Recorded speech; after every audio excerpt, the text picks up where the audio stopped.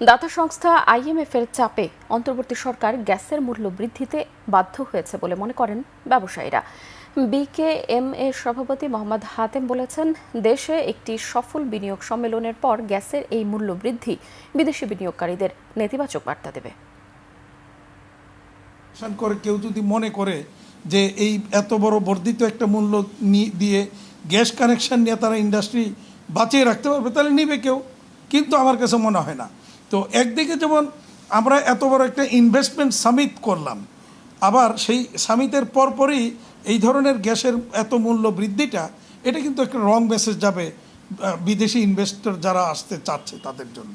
আমরা যদিও আমাদের এক্সিস্টিং যে রেটটা আছে সেটাই আমরা কমাবার জন্য আমরা প্রস্তাব করেছিলাম যে এটা কমানো হোক, কারণ এইটা আমরা বহন করতে পারছি না, এই ভার বহন করতে পারছি না।